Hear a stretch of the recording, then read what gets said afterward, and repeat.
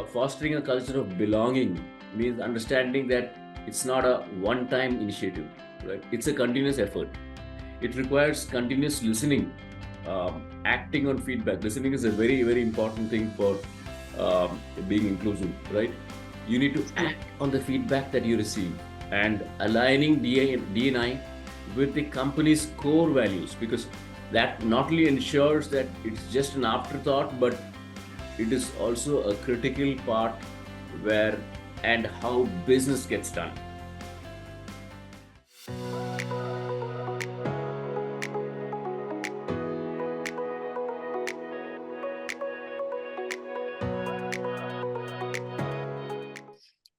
Welcome to FaceTime with Leaders, the podcast series by Directors Institute World Council of Directors. I'm Priya George, and today we have the privilege of speaking with Mr. Sridhar Krishnamoorthy, a distinguished IT leader with over 2 decades of experience in the ITES and IT industries. Mr. Krishnamurthy has an impressive track record in leading transformative projects specializing in software product implementation, business process optimization, and change management.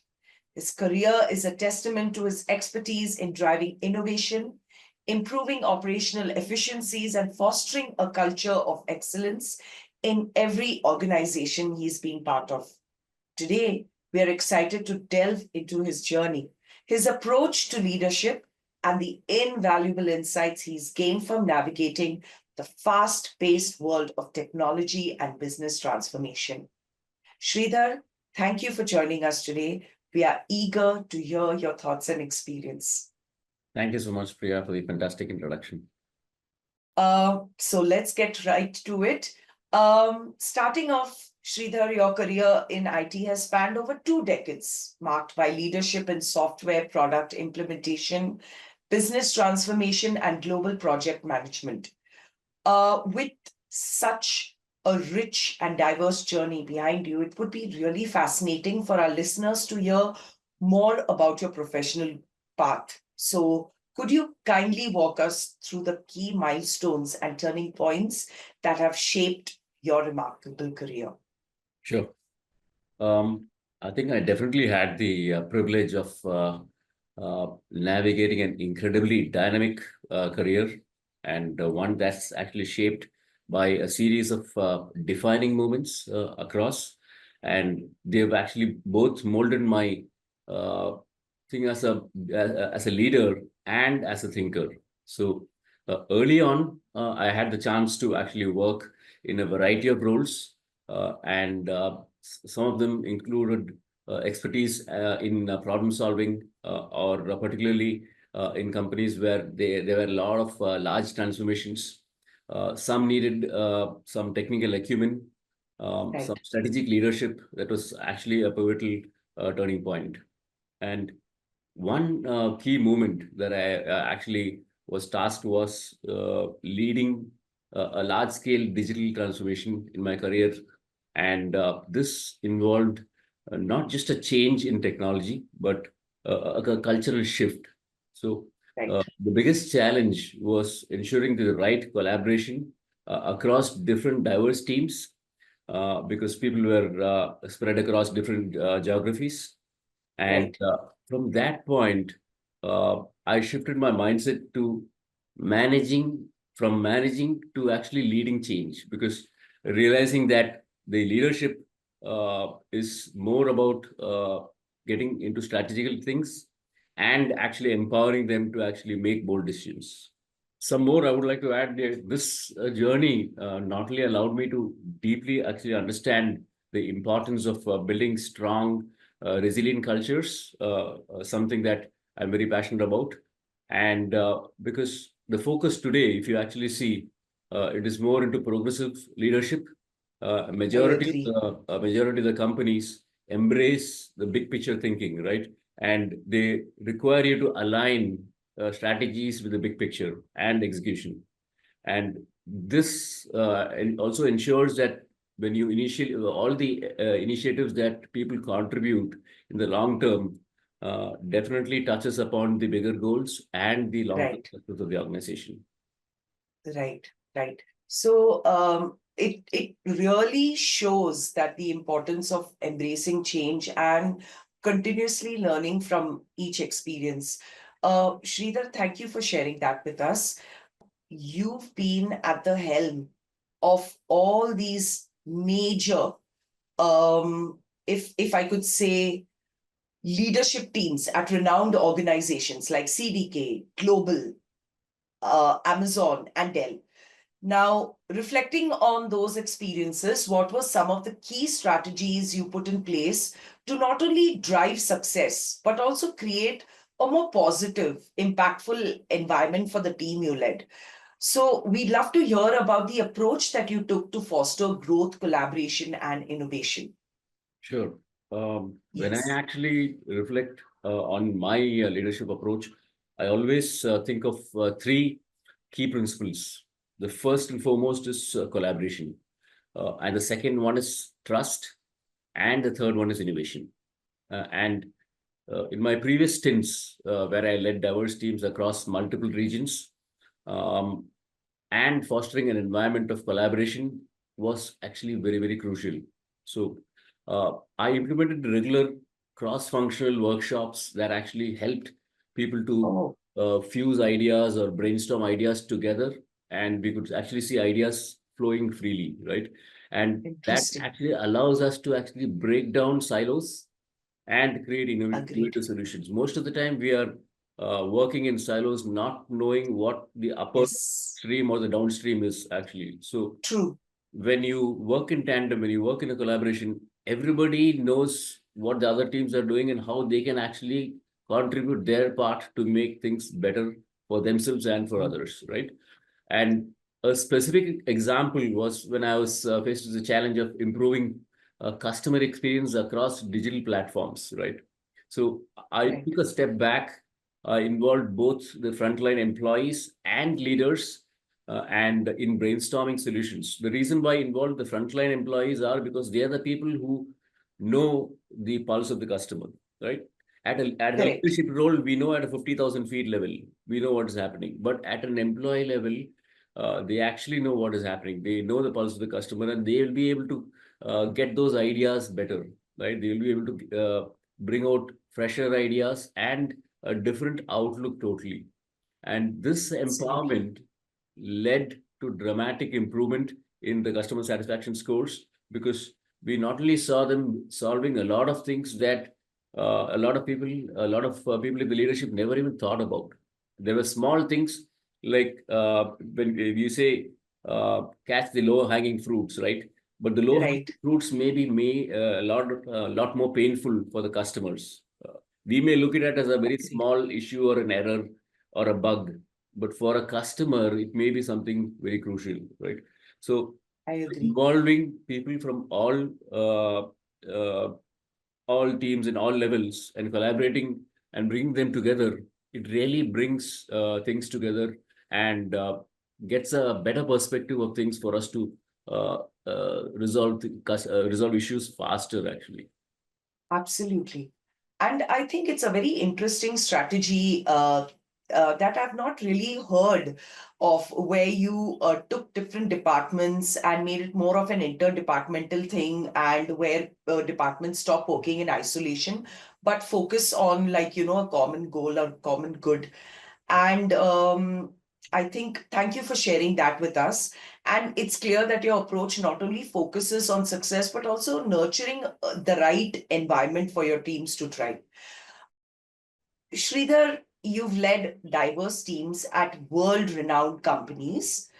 And like we talked about earlier, where you not only championed business transformation, but also emphasize creating a thriving, inclusive environment for your people. As part of the steering committees for DEI and employee engagement at CDK Global, you've seen firsthand the power of inclusivity in shaping workplace culture. So, in your opinion, what role do leaders have to play to foster a sense of belonging and driving positive change in the workplace, especially when you're talking about diversity, equity, and inclusion? Absolutely. So for leaders, it's very, very crucial, because I believe that leaders today must be champions of inclusivity, and they should be the agents of change, because they are the forerunners where people look up to, right? And they need to True. lead as examples. And True. in my current company, I had the honor of being a part of the steering committee for DEI. Okay. And we call it Spectrum All In, which means everybody is included. And I'm also part of the employee engagement forums. And one of the key lessons that I learned, and that is actually true for inclusivity, starts from the top. We actually think that inclusion is from the bottom, but it actually starts from the top. And it has to Mm. be lived by every leader from the top, so that people at the bottom and every team member looks up to that and understands that they also have to live the same path. So in my Mm. current company, we implemented a lot of DEI initiatives, some of them being a reverse mentorship program, where Oh, junior employees mentor senior leaders, something totally different. And wow. it's an unconscious bias training programs. We have regular leadership programs for women, and we also ensure that while hiring and promoting, we follow these best practices, and the practices Mm. are actually fair. And beyond these programs, what mattered was leading by example for the leaders, because they have to create a workplace where diverse teams weren't just heard, but actually valued, right? So I also found that leaders must actually continually assess uh, and evolve their own approach, right? Because times are changing, technology is changing, a lot of Mm. things are changing, and the people, the current generation, their thought flow is also different. So we'll have to adapt. Leaders have to adapt and find newer ways to actually keep them engaged. And for instance, if you actually see, fostering a culture of belonging means understanding that it's not a one-time initiative, right? It's a continuous effort. It requires continuous listening, acting on feedback. Listening is a very, very important thing for being inclusive, right? You need to True. act on the feedback that you receive, and aligning D&I with the company's core values, because that not only ensures that it's just an afterthought, but it is also a critical part where and how business gets done. So for leaders, I think it's very, very crucial to be inclusive and support DEI in all initiatives wherever possible. Right. Sridhar, I think our listeners are very lucky to be witnessing, all these key strategies that you're talking about, and they are really path-breaking. They're completely new. When you talked about reverse mentorship, where, younger members, teach something in their experience to the older members and, or the more experienced senior members in a team. Thank you. Sridhar, performance metrics are essential for any organization, but aligning with them with the broader business goals can often pose as a challenge. So, in your experience, how can companies ensure their metrics aren't just about tracking numbers, but truly driving strategic outcomes that support the bigger vision? So, how do you approach this really delicate balance of measuring success, but also continuing to foster growth and innovation in the long run? Uh, Great question. So, metrics as such is actually a very powerful tool, and I've done a lot of creating and managing metrics in different organizations. That's one of my core strengths. And being it a powerful tool, it not only should be tied directly to the company's goals, but you should also look at it as uh, there is a saying actually, if you cannot measure, you cannot manage, right? So if you don't have metrics, you will not be able to manage. That's one thing. And what I learned early in my career is that it is easy to actually get caught with vanity metrics. And I'll also give you an example.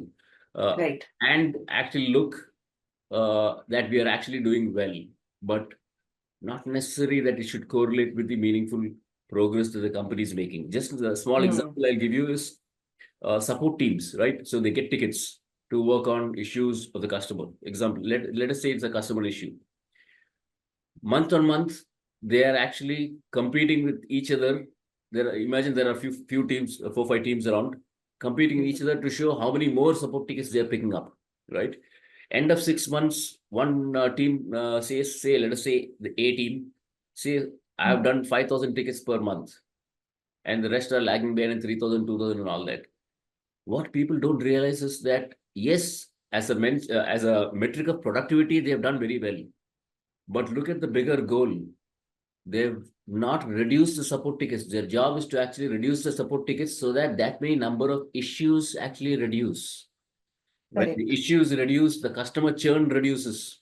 The bigger goal for the customer, for the company, is to actually reduce customer churn. We don't want customers leaving us because of issues. So we ought to attack and ensure that we reduce the number of issues, not work on more support tickets, right? So this is one of a vanity thing I've seen early in my career, where the people used to chase those metrics unknowingly, right? But later on, when things opened up and they realized that these metrics, now currently, if you actually see, my company aligns every goal to the bigger goal of the company. So we ensure that it is actually tied to the bigger goal of the company. There is no chance for us to actually go another way. In my roles in different companies, I've actually worked closely with different teams to develop performance metrics that weren't just tracking activities, but were actually tied to value creation, right? So, for example, when leading an initiative to improve operational efficiency, we just didn't track cost savings, but we actually focused on how savings were reinvested to actually innovate. So, just an example, if I've done an automation, if my team has done an automation and saved 5 FT, full-time employees time, and what do we do about it? The idea is not to save 5 people's time. The idea is, what are we doing with the saved time of the 5 people that we saved? Take in more projects. So this 2024, my group took on 53% more projects than the previous year without additional headcount. So innovation is not only about creating something new, but it's also about utilizing something that you have created a space for. So FT, an example, FT savings is an example, just an example that I gave. So the key is to actually ensure metrics aren't just an ends to the means, but to a larger purpose, right?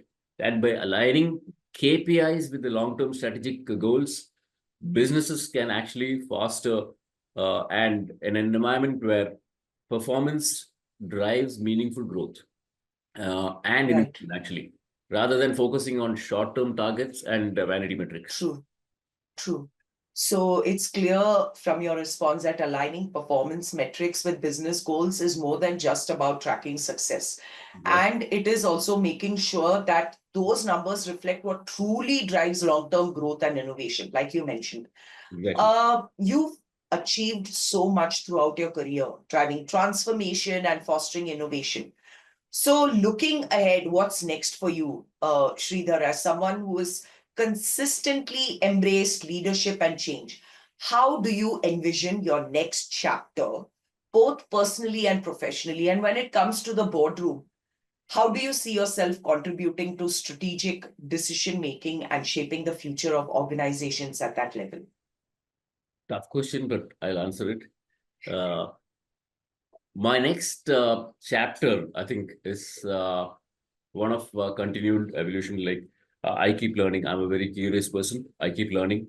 And while largely my career is about driving organizational change, I'm now actually focused on helping shape the next generation of leadership. So I also conduct a program called Effective Leadership Program. I've been running it for the last 4 years. I've trained 100+ leaders in my org now across different geographies. And I want to envision myself being deeply involved into boardrooms where I can actually apply my experience in transformations, innovation, governance to actually help companies navigate complex environments. So In terms of strategic business making, what I would say is that I am actually passionate about helping boards think beyond the current challenges to actually set a stage for long-term success. Understood. I want to focus Understood. on fostering collaboration at the C-suite level and also driving initiatives that challenges the status quo. So unless until you challenge the status quo, you cannot invent something new. You always live with the current thing, then it will stay the current. What got you here will not get you ahead, right? That's something I learned. Right. And we need to keep reinventing continually. And I also see myself increasingly involved in actually mentoring emerging leaders, helping Right. embrace change and also charter their own paths towards leadership. Right. Thank you. And we wish you nothing but continued success. Sridhar, as corporate governance continues to evolve, what do you believe are the most critical elements that boards and leaders should focus on to ensure that governance practices not only meet compliance standards, but also drive long-term strategic growth and foster a change of transparency and accountability? So if you actually see, corporate governance is so much more than compliance. So whenever you use the word governance, people actually tie it up with compliance, right? So it's more about creating a culture of accountability, transparency, and long-term value creations. Uh, the word compliance itself is not somebody Yeah, carrying a whip, right?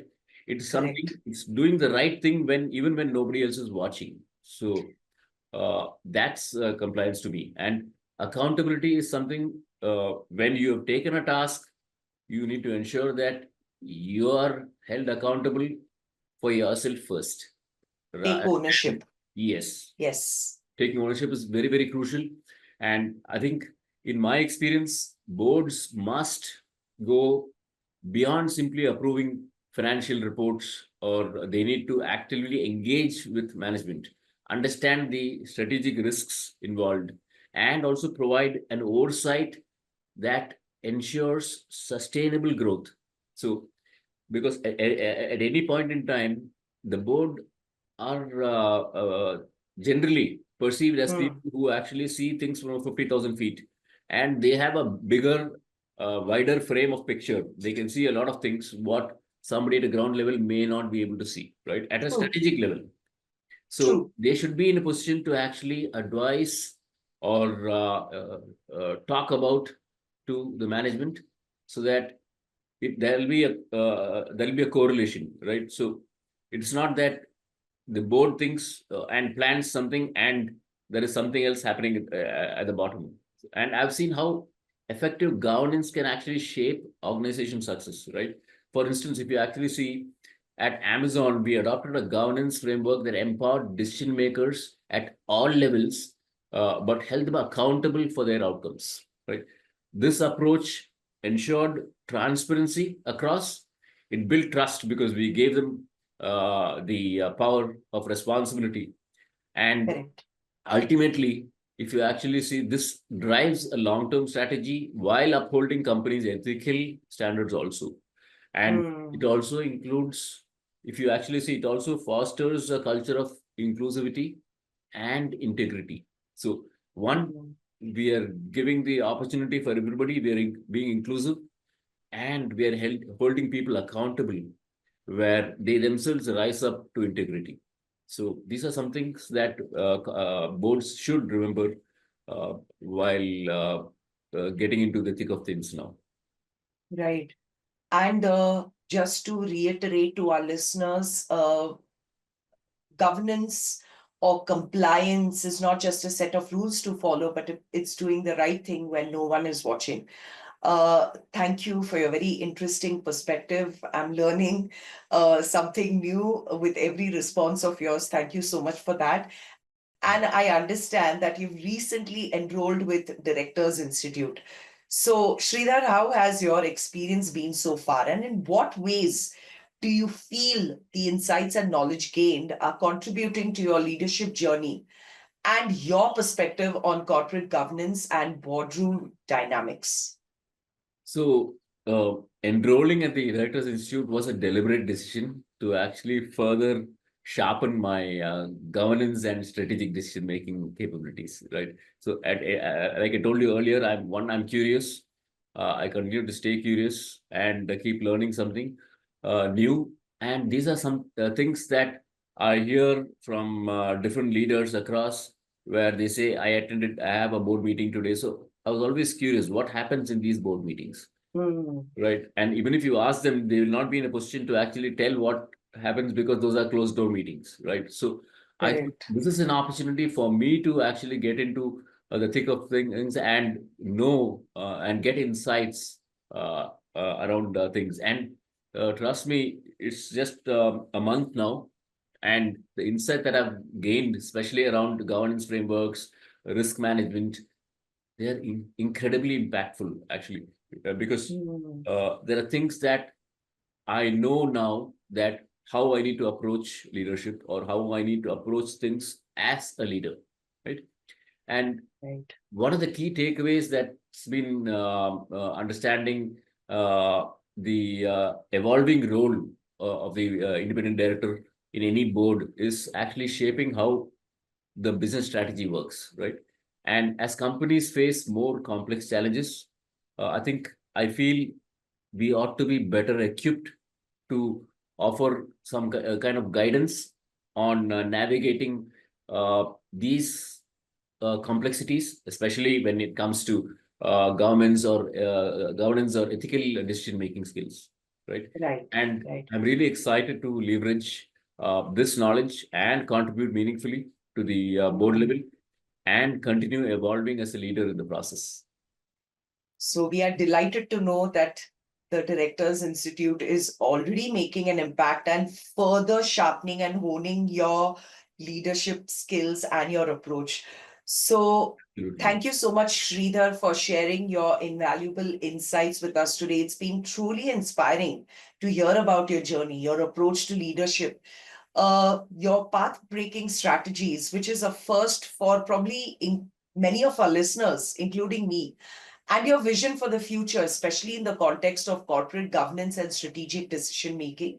And it is clear that with leaders like you, we can expect to see more transformative growth and positive change in the years to come. So, thank you so much for being with us on FaceTime with Leaders. Thank you so much, Priya. Thank you for this great opportunity. Absolutely. And to our listeners, thank you for joining us on this episode of FaceTime with Leaders. We hope today's conversation has sparked new ideas and perspectives for your own leadership journey.